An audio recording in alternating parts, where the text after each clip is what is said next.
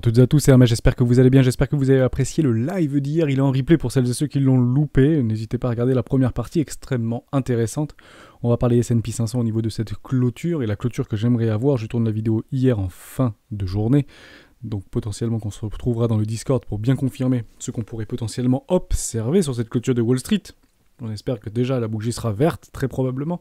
Je ne pense pas qu'on vienne faire une bougie de ravalement à la baisse, ce serait cataclysmique, voire catastrophique, et il faudrait bien évidemment une news. Et à ce moment-là, sur Twitter, sur le Discord, et je referai une vidéo en catastrophe demain matin. Mais c'est pas le chemin que ça semble prendre. On parle Bitcoin, quelques cryptoactifs qu'on n'aurait pas abordés hier et qui m'a été demandé dans le direct. Et on parlera aussi du chiffre de l'emploi aux États-Unis, plutôt positif, au-dessus des attentes. On commence maintenant. Avant de commencer, je vous invite toujours à rejoindre le Discord des rois du marché, n'hésitez pas à venir. Le lien sera dans la description, dans l'onglet documentation. La stratégie des 4 rois, n'hésitez pas à la télécharger, vous en imprégner, vous en inspirer pour vous aussi trouver votre propre style d'investissement, que ce soit sur le court, moyen, long terme.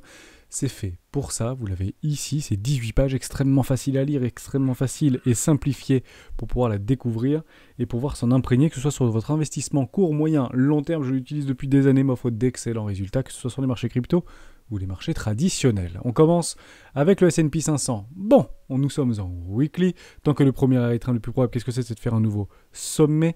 Et on est en train de proposer quelque chose de très intéressant qui s'appelle un W en weekly.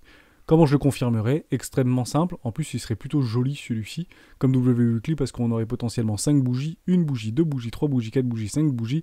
Clôture en weekly, que ce soit cette semaine, donc ce soir à 22h30, on le confirmera bien, c'est au-dessus des 3946 points. Prix rond, comme ça c'est assez simple. Et derrière, je le confirme tout à fait, vous allez prendre des bottoms de marché, vous allez prendre votre neckline et vous repérez les 618. On est bien venu chercher les 618, une zone de rechargement, d'achat. Court terme, si on clôture au-dessus, W weekly, confirmé. Les objectifs de ces W weekly. Alors le plus simple, c'est d'avoir des ratios de 1 pour 1. Vous allez prendre les bottoms de marché, vous allez prendre le top de marché et vous faites un ratio de 1 pour 1. Généralement, ce ratio de 1 pour 1 nous tend très proche, soit d'un 0,50, soit d'un 3,82 au niveau d'un premier arrêt. On prend notre Fibo, on va chercher le plus haut, on va tirer notre Fibo et on prend un Fibo, hop, le D. Non, l'autre. Ouais, le P. Allez, c'est parti. Premier arrêt au 3,82, ici sur les 4087 points. Vous vous rappelez qu'on parle depuis une semaine des 4114 points. Premier arrêt, tant que le premier arrêt tient le plus probable, qu'est-ce que c'est? C'est de faire un nouveau plus bas. Deuxième possibilité, 0,50. On serait pile dessus par rapport à un ratio de 1 pour 1. On viendrait chercher de la liquidité juste ici, potentiellement de personnes qui sont en train de shorter et de vendre à découvert l'indice du S&P 500. Ils le font plutôt par rapport à des actions, et les actions technologiques pourraient relever par rapport aux résultats qu'il pourrait y avoir dans les prochains jours ou prochaines semaines. Ce sera de toute manière ce mois-ci vis-à-vis des valeurs du S&P 500, ça peut être très intéressant de jeter un œil parce que les résultats sont potentiellement meilleurs qu'attendus jusqu'à preuve du contraire, ce qu'on peut lire entre guillemets sur les différents réseaux sociaux et les médias plus spécialisés. Mais jusqu'à preuve du contraire, on n'en sait strictement rien. Pour Coinbase, il avait déjà annoncé que ça serait pas top et pourtant elle a déjà pris 15% ou 17% je crois l'action, donc plutôt positif. On essaiera de voir des chiffres par rapport au nombre de nouveaux inscrits par exemple, c'est des choses qui peuvent être très intéressantes à observer côté Coinbase au-delà du revenu net ou revenu brut qui pourrait potentiellement nous proposer. Troisième objectif, entre les 618 et les 786, zone de rechargement de vente logique moyen terme pour derrière flusher ce marché. Ce serait potentiellement le scénario récessionniste qui pourrait en fait nous proposer un espèce de exit pump, d'accord, derrière d'aller toujours plus bas, et là il y aura des objectifs extrêmement bas si on venait à perdre ses précédents lots. Mais c'est très intéressant ce qu'on est en train de voir, il y a une vraie bataille actuellement sur les S&P 500, il y a vraiment de l'achat, c'est pas des petits achats, c'est des grosses bougies aujourd'hui, hein, pendant 2 semaines, 3 semaines qu'on avait observé, c'est plutôt extrêmement positif. Donc je pense très franchement qu'on aura un Bitcoin entre les 30 et les 50 000 $ si S&P 500 venait se garer très tranquillement dans une zone de rechargement de vente logique long terme. Mais le premier objectif, ce serait de venir clôturer ce petit W en weekly. C'est puissant les W en weekly, notamment sur le S&P 500. On peut le reprendre exactement ici, il était aussi très intéressant. On prend un ratio de 1 pour 1. On l'avait pas eu, c'était pas loin pour le coup. Mais c'était très intéressant et difficile à jouer puisqu'on attendait bien sûr ce premier arrêt. Nous sommes venus chercher ce premier arrêt d'une respiration de tout le précédent mouvement depuis le crack Covid. Bon, ça a l'air de bien quand même se comporter au niveau du S&P 500. Warren Buffett n'a pas finalement eu tort de renforcer beaucoup de positions sur ce premier arrêt alors que la Fed n'intervient pas. On est plutôt dans des FUD au niveau de l'augmentation des taux, un assouplissement monétaire qui tend en fait à disparaître, un tapering et l'arrêt global du quantitative easing. Donc pour le coup, c'est plutôt intéressant ce qu'on est en train de voir. Généralement, le marché fait le contraire de ce que la majorité pense, mais attention de ne pas avoir raison trop tôt. Si ce marché doit flusher sur un Black Swan, etc., c'est très rarement sur des supports qu'on le fait, c'est généralement sur des rebonds ou sur des exit pumps, et après, on vient à flusher le marché. C'est pour ça qu'on sera extrêmement vigilant sur le Bitcoin, notamment si on vient chercher les objectifs 30 000, etc. dollars, ou un peu plus haut. C'est à peu près ce que je vise. Jusqu'à près du contraire, on ne va pas le reprendre. On a regardé Coinelis toute la journée, ça a pas mal été partagé sur le Discord. On peut se mettre vraiment sur des petites time frames. On a toujours sur la ration long short qui continue à s'apprécier, entre guillemets. On est toujours beaucoup plus de vendeurs à découvert. On le voit très bien sur le Binance. Je vous le montre de temps en temps. Au niveau du ratio, on est actuellement sur des ratios long trader, enfin, ration long short. On est sur du 42% long, 57% short. Pour le coup, c'est relativement rare pour être souligné. C'est vraiment rare. Pour le coup, on va reprendre un petit peu en daily pour voir jusqu'où on peut remonter. Ça va pas si loin que ça, je crois, début du mois. Mais bon, on est sur un plus bas niveau par rapport au tout le mois de juin. On est sur un plus bas niveau vis-à-vis du ratio long short. Donc c'est très positif. C'est très positif. Je pense qu'on va pouvoir tout éclater au nord. C'est en tout cas dans l'idée même que je me fais par rapport à ce Bitcoin. Je veux revenir avec vous sur des toutes petites time frames. Puisque ce que je voulais pas voir, en réalité, on avait tracé ça, vous savez, premier arrêt par rapport au précédent tout petit mouvement à partir des 18 630 $. Je ne veux pas qu'on vienne chercher même ce premier arrêt. Je veux qu'on pousse très fort.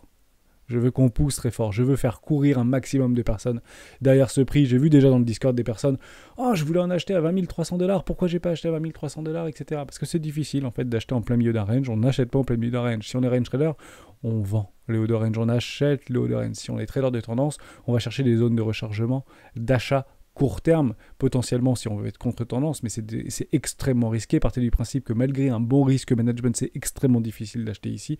Sinon, on achète des pullbacks. Mais le pullback par rapport à une confirmation d'un W weekly, ce serait potentiellement une clôture au-dessus des 22 000 $. D'ailleurs, on prend le pullback et ici, on fait du continuation de tendance et on a retourné la tendance moyen terme au niveau du Bitcoin avec un magnifique W weekly. Premier arrêt, 30 000 $, zone de rechargement de vente bien plus haut. Notre ami Sam prédit potentiellement ou annonce que l'hiver crypto est terminé. Ce qu'estiment deux grandes voix de l'écosystème, Sam Beckham, donc le patron de FTX, et Mike Novogratz, le patron de Galaxy Digital. L'hiver crypto toucherait à sa fin. Ah bon, il a duré 3 mois et demi en réalité cet hiver crypté. Je trouvais ça très intéressant. Il a déjà, je crois, levé ou investi près de 2 milliards de dollars, le patron donc Sam de FTX, dans différents projets crypto pour pouvoir les sauver, entre guillemets. Donc c'est plutôt positif. Il continue à faire son remban des bois, c'est plutôt bien pris par le marché. Donc continuons de ce sens-là. Why not? Il y avait une autre petite news que je voulais vous montrer, c'est ça. Sequoia Capital lève 9 milliards de dollars malgré l'hiver crypto. Mais ce qui est très drôle, c'est en fait par rapport à leur succursale Made in China. C'est pour des projets chinois. Bizarrement, il y a 3 mois en arrière, la Chine avait banni pour la 9e fois l'ensemble des transactions de cryptoactifs sur son territoire. Et bizarrement, il y a Sequoia Capital, c'est une entreprise californienne qui a mis à disposition de sa filiale chinoise pour pouvoir porter des projets chinois sur des cryptoactifs notamment et des projets blockchain, 9 milliards de dollars. Waouh! Donc c'est intéressant d'avoir en fait ce contre-pied par rapport à ce qu'on peut lire, entendre sur notamment le parti chinois vis-à-vis de la légalité ou le ban ou le bannissement total des transactions entre particuliers ou entreprises vis-à-vis des marchés crypto. Mais derrière, il y a des entreprises qui bossent pour cet écosystème. Et on le voit très bien aussi sur Bitsnode, c'est juste ici. Bitsnode, ça permet en fait de regarder là où il y a des transactions au niveau de l'écosystème et des nodes, si vous voulez, de Bitcoin. Il y en a beaucoup en Europe, beaucoup aux États-Unis depuis le ban chinois, mais ça arrive qu'on ait des petits points là-dedans, en Asie, qui commencent à voilà, hop, un petit point ici, un petit point là-haut. Ça permet en fait de voir qu'il y a des fermes de minage en fait qui sont encore positionnées là-bas et qu'on continue à tourner. Bah ça trompe pas. Pour le coup, ça trompe pas. Malgré qu'il y en ait, je pense, énormément qui soient cachés ou qui arrivent à se dissimuler. Donc ça peut être aussi des petites fermes ou des petits particuliers avec dans le garage ou etc. Mais généralement, ce qu'ils proposent ici, c'est plutôt des grosses fermes de minage, des grosses choses par rapport à des IP qui sont reprises. Donc c'est intéressant de voir qu'en Chine, il y a quand même des petites choses qui se passent. Donc c'est intéressant, toujours, d'en parler. Et je pense que ce fameux ban China tendra dans les prochains mois ou prochaines années à évoluer. Et je pense que ça viendra par rapport aux monnaies digitales de banque centrale. Voilà pour ça, on parle très rapidement au niveau de l'emploi américain, plutôt bien pris, je pense, par le marché. On voit par rapport au S&P 500 qu'il y a une toute petite poussée haussière. C'est exactement ce qu'on souhaite observer. On veut que ça casse. Maintenant, on veut qu'on clôture un magnifique W weekly. Il faut pousser au maximum au niveau du SPX. Emploi 322 000, 340 000, je ne sais plus, c'est passé dans le Discord. Bon, plus de 300 000 emplois par rapport à 240 000 qui avaient été potentiellement prédits par les analystes. Donc c'est plutôt positif par rapport à l'emploi. On est retourné sur des plus bas historiques, 3,6% du taux de chômage. On ne va pas revenir par rapport au calcul du chômage aux États-Unis. Mais ça implique quoi en réalité? Pourquoi ça peut être bien pris par le marché comme moins bien pris par le marché? En fait, c'est très simple. Plus d'emplois égale moins de concurrence, donc augmentation des salaires de façon mécanique, mais ça influence également la consommation. Si vous avez beaucoup de personnes qui sont en emploi, généralement vous êtes mieux payé quand vous travaillez que quand vous êtes demandeur d'emploi, au chômage ou sans activité. Donc ça augmente le potentiel de consommation vis-à-vis potentiellement de Apple, vis-à-vis de Amazon, vis-à-vis de Tesla, vis-à-vis de tout ce que vous voulez, et pourquoi pas indirectement de l'achat de Bitcoin, si vous souhaitez un petit peu capitaliser en mode dollar cost average, notamment aux États-Unis.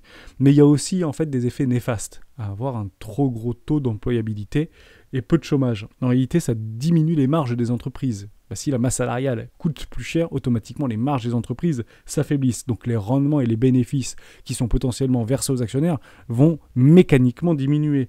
Ça fait en fait baisser, ça oblige des entreprises à faire des économies, mais à faire des économies d'échelle, toujours pour payer ses salaires.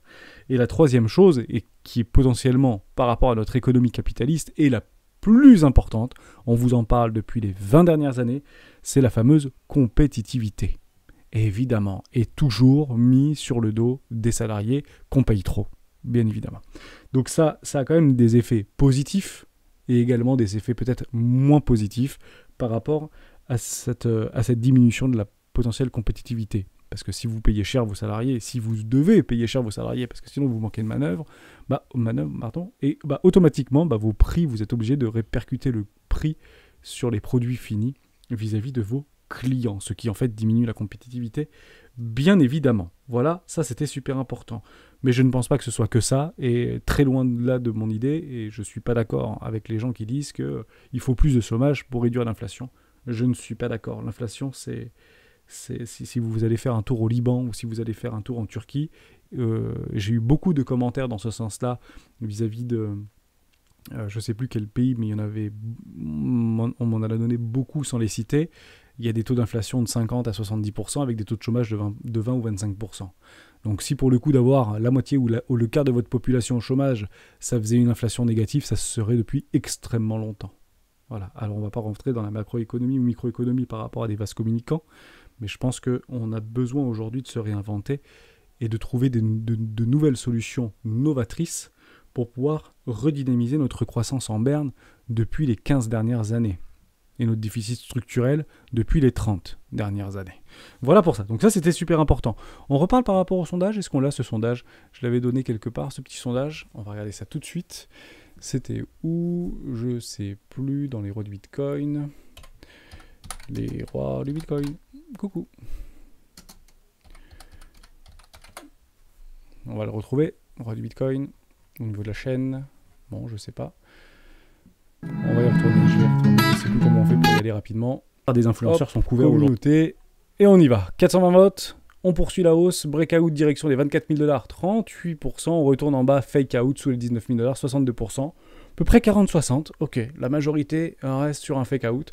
On regardera ça, bien évidemment, à la clôture, potentiellement, de dimanche soir. Ça peut être intéressant de savoir si ou pas la majorité avait raison. N'hésitez pas à continuer à cliquer pour pouvoir éventuellement avoir votre sentiment. Donc des fois, les questions sont un petit peu fermées, très alternatives, mais c'est juste pour savoir quel est votre sentiment à court terme. C'est pas parce que vous avez envie maintenant d'acheter peut-être à 20 000 ou 19 000 $ ou 19 500 $ que vous devez dire ça va partir au-dessus. Il faut vraiment partir du principe que c'est votre sentiment. En somme, si vous pensez que c'est un fake out et que ça va automatiquement aller sous les 19 000 $, il ne faut pas se mettre dans une condition d'acheter. Au contraire, on est plutôt en train de le vendre actuellement. C'est plutôt ça, en fait, l'idée du sondage. Voilà pour ça. On fait quelques petites crypto-actifs. On va aller extrêmement vite. C'est parti. On voulait parler de Jasmy. Ça fait longtemps qu'on n'avait pas parlé de Jasmy. Avec grand plaisir. USDT. Je crois qu'il y a un tout petit peu d'historique. Beaucoup de cryptos comme ça, un peu du Casper, etc. Je Je vous avais fait des petits dessins, donc je pense que vous attendez des magnifiques structures en W-Weekly. Je le dis souvent, mais je préfère en réalité acheter ce type de choses sur un pullback, un petit roi de pique, ici, beaucoup plus cher que ici. Pourquoi ? Parce que je n'ai pas la dynamique dans mon dos. Voilà. Ça m'embête d'acheter là-dedans, en fait. Moi, je préfère vraiment acheter des retournements de tendance de fond. Parce que le plus probable, qu'est-ce que c'est dans une dynamique tendancielle baissière long terme, c'est de faire de nouveaux plus bas. Et Jasmy, malgré que vous pensez que ce sont des prix en or aujourd'hui, et il y a quand même des jolies petites choses qui sont en train de se mettre en place. On peut être sur des bottoms de marché, je ne dis pas le contraire, mais si Bitcoin venait à venir sous les 17, sous les 16, etc., bah partez du principe que vous pouvez acheter du Jasmy beaucoup moins cher. Il faut vraiment attendre des magnifiques retournements de tendance. Maintenant, je pense que Bitcoin et le S&P 500 nous donneront la direction. Il faut être patient. Pour l'instant, on est juste en train d'avoir tout simplement des respirations. Est-ce que sur un investissement, un Jasmy est intéressant ? Ça, c'est votre travail fondamentaliste qu'il faut regarder en réalité. Il faut regarder au niveau des market cap, au niveau des projets, au niveau des actions qui sont menées, des développeurs, etc. Et si vous pensez que ce truc est sous-évalué, malgré le peu d'historique qu'il y a, on peut la regarder très très rapidement au niveau de Jasmy, pardon. Pour voir s'il y a un petit peu d'historique, vous achetez un truc à 50 millions, c'est 10% des trucs qui sont... J'aime pas trop quand c'est très très peu dilué, mais pourquoi ? Why not, hein, pourquoi pas ? Peut-être que certains d'entre vous en ont acheté à 2$, etc. Est-ce que ce truc est mort ? Peut-être pas. Il faut vraiment regarder si ça continue à bosser derrière, aller regarder le site, aller regarder sur Twitter. Je pense que les projets avec de solides fondamentaux... Oh, je hold, bah super, vous voyez, vous avez déjà quelqu'un qui hold au niveau de Jasmy. Vous achetez beaucoup moins cher que la majorité, je pense, hein, bien évidemment, mais d'autres personnes pourront acheter moins cher que vous. Donc dollar cost average, Jean Laperte, c'est pas une bonne idée. Il faut vraiment avoir de l'historique avec des vrais bottoms de marché précédents. L'exemple de XRP, on y revient, on m'avait demandé d'en parler, avec grand plaisir d'en parler, et on fait le parallèle avec XRP. On va aller sur Bitstamp, je pense qu'il y a un petit peu d'historique, on va passer en weekly. En réalité, les bottoms de XRP, ils sont ici. C'est aux alentours des 0,005. Alors peut-être que Jasmy, ne nous y trompons pas, hein, parce que pour le coup, peut-être qu'ils auront leurs heures de gloire. Vous êtes peut-être en train d'observer actuellement Jasmy. Voilà. Peut-être que Jasmy, c'est ceci. Voilà. Bienvenue dans Jasmy. C'est directement ça. Ou bienvenue dans CSPR. Et puis après, derrière, c'est ce type de choses qui va se passer. Et ça se passera très probablement comme ça, sur des toutes petites capes. Hein. Si vraiment il y a des vrais projets derrière, etc., et que vous avez recruté 3 génies, ça peut... c'est rare, pour le coup, mais ça peut se passer comme ça. Et notamment CSPR pourrait se passer comme ça. Mais entre ici et ici, bah dites-vous que ça va durer longtemps. Ok ? Ça c'est super important. Est-ce que XRP est intéressant ? Oui, c'est intéressant. Toujours la même chose, on vient refaire des necklines de W trimestriels. Ethereum aurait très bien pu le faire aux alentours des $400 ou $600. Il ne l'a pas fait, il est un peu plus résilient que XRP. XRP est un peu une crypto-monnaie décriée, on ne va pas y revenir, on en parle régulièrement. Sur un investissement 1, acheter ici, c'est un prix en or. En réalité, vous êtes sous une première classe. Acheter ici, c'est une opportunité en or. Voilà, tout simplement. Donc, si XRP, vous pensez que ça a vraiment quelque chose dans le ventre et que de toute manière, ça devra venir dans le rouage de la mécanique de la blockchain et des banques et des systèmes traditionnels au niveau de la CeFi, évidemment qu'il faut être dans XRP. J'achète du XRP, il n'y a aucun problème avec ça, mais derrière, ça peut bien évidemment tomber et être remplacé par un challenger bien plus innovant que XRP. Mais ils ont suffisamment de tokens pour déplacer le prix à peu près où est-ce qu'ils veulent, et c'est très résilient. XRP, ça déplace bien la valeur, donc si ça vous intéresse, évidemment, mais maintenant, vous n'êtes pas, entre guillemets, contre, potentiellement, d'attendre un petit W comme ça, hein, un petit W weekly, une petite consolidation, une petite dépression, éventuellement une chasse à la liquidité, et puis après, de prendre la force, tout simplement. Parce que ce qui nous intéresse, c'est ceci. C'est la réelle fin de l'hiver crypto. Ok ? Donc, mais mettre un investissement ici, à l'aveugle, en pensant que peut-être que Bitcoin va repartir dans la lune, why not, hein ? C'est pas une mauvaise idée. Sur un investissement 1 ou sur du DCA, évidemment. XRP a rarement, en fait, avec le temps, donné tort aux plus patients. Pour le coup... vous achetez de l'XRP là-dedans, vous avez eu raison. Vous achetez de l'XRP là-dedans, vous avez eu raison sur un petit 0,618 ici. Vous avez acheté ici sur les 0,688 ou en dessous des 688, vous aviez eu raison. Bon, bah potentiellement acheter là-dedans, je pense que vous auriez aussi raison dans les 2, 3 ou 4 prochaines années. Voilà, je pense que vous pourrez revendre du XRP par rapport au calcul et par rapport au target que j'ai moi entre les 7 et 10 $. Voilà, personnellement, ce que je pense par rapport à XRP sur un prochain cycle. Et après, il y aura d'autres cycles, il y aura encore de bear market, etc. Au niveau des XRP. On voulait parler de CRV. CRV, c'est curve. On peut aller faire un petit tour côté CRV, il n'y a pas de souci avec ça. Est-ce que c'est intéressant ou pas? Est-ce que ça a cassé les précédents lots? Je ne crois pas. Vous avez des magnifiques W en weekly, voire quasiment mensuel ici. On vient de taper des précédentes necklines. C'est très intéressant pour le coup. Malheureusement, ça a été avorté parce qu'il n'y aurait pas eu de bear market. Peut-être qu'on aurait continué le rallye. C'est très risqué en fait d'acheter là-dedans. On va regarder très rapidement sur CoinMarketCap. Aucun problème avec ça. Donc c'est RV, curve. Ouais, 1 dollar, actuellement 3 milliards toujours. C'est peu dilué quand même, 16%, mais non, pour moi, il n'y a pas de souci. Je pense que Curve il y a eu quelques petits soucis, me semble-t-il, avec les protocoles vis-à-vis de Terra Luna, il me semble. Donc ça avait plutôt été bien résilient, hein. Je pense qu'ils n'ont pas été si touchés que ça finalement. On est parti chercher des clusters de liquidité qui se trouvaient en dessous par rapport à des acheteurs en long terme, qui ont des prix de liquidation qui sont extrêmement bas. Ne soyons pas étonnés quand on entend qu'au niveau de Celsius, vous avez des prix de liquidation aux alentours des 2600, 2400 dollars au niveau par Bitcoin. C'est quasiment entre guillemets du garanti, parce que si ça passe en dessous des 3000 dollars, je le rappelle, c'est considéré, ça remet en fait en péril l'intégralité des projections de plan B, plan C et haussiers de Bitcoin au niveau des 800 000, 1 million de dollars, etc. Ça ne doit pas, techniquement, passer en dessous des 3200 dollars. Donc si vous avez des prix de liquidation en dessous des 2600 dollars ou en dessous des 3000 dollars, potentiellement vous êtes relativement safe. Parce qu'après, on joue dans une autre catégorie. Ce sera un peu difficile pour, je pense, 95% des personnes. Dont moi, bien évidemment. Donc ça, c'est plutôt intéressant. Au niveau du curve, vous avez des petits W qui sont en train de se positionner. Faire un investissement là-dedans, c'est en réalité vous acheter la capitulation. Je dis que c'est pas complètement délirant. Acheter sous une première classe, c'est très très intéressant. D'ailleurs, si vous clôturez ici, vous avez un W weekly formi. On va regarder ça tout de suite. Ouais, vous avez votre W weekly si c'est validé. Si on clôture ici, W weekly confirmé. Toujours pareil, ratio de 1 pour 1. Allez chercher par rapport au précédent mouvement au minimum un premier arrêt par rapport à la précédente structure. Ce serait ici par rapport juste là au 1,40$. Hein, on serait un petit peu haut par rapport à un 0,600, par rapport à un ratio de 1 pour 1 ou les 110%, mais c'est premier arrêt, ensuite zone de rechargement, de vente logique ici sur les 2,24$ par rapport à une zone de combat. Honnêtement, c'est clairement ce qui pourrait se passer si Bitcoin nous propose en fait une petite accélération haussière sur les 30 000 $. Vous savez, il ne faut pas beaucoup plus à Bitcoin pour envoyer en fait pas mal de crypto faire du 100 ou 150 voire 200%. Bien évidemment, on FOMO pas là-dedans. On vend.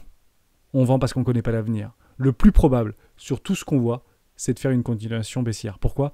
Parce que nous avons un high, un low, un high, un low, potentiellement bottom de marché, un high et un low. Les enfers. L'objectif, c'est justement de nous soulager. Et pour toutes celles et ceux qui avaient pris potentiellement des espèces de petits W weekly là-dedans, ou beaucoup plus tôt, eh ben c'est ici qu'il faudra soulager les bagues si on est sous l'eau depuis 6 mois ou 7 mois. Ok? Parce qu'on ne donnera pas la chance systématiquement. Il est très très peu probable dans le contexte économique actuel que ça fasse comme ça. C'est peu probable en réalité. Mais aller chercher un high, aucun problème avec ça. Voici pour Curve. On voulait parler de Kay. Mais Kay, ouais. Kay, c'est parti to the moon. On va regarder ça tout de suite. Ouais, Kay, c'est bien parti to the moon. Bon, c'est toujours pareil, je vous le dis très régulièrement. Quand on commence à partir, alors que Bitcoin ne fait strictement rien, voire latéralise, ou Ethereum fait rien et latéralise, bah malheureusement, le plus probable, qu'est-ce que c'est de venir clôturer au point de départ quasiment. Donc là, on est un petit peu plus haut que le point de départ. On risquerait presque de clôturer un W weekly. Mais le machin, il est parti depuis le début de la semaine. Il a fait un petit 164%. Et puis pour celles et ceux qui ont acheté un peu le top, eh ben vous avez déjà perdu 50%. N'achetez pas ça. N'achetez pas ça.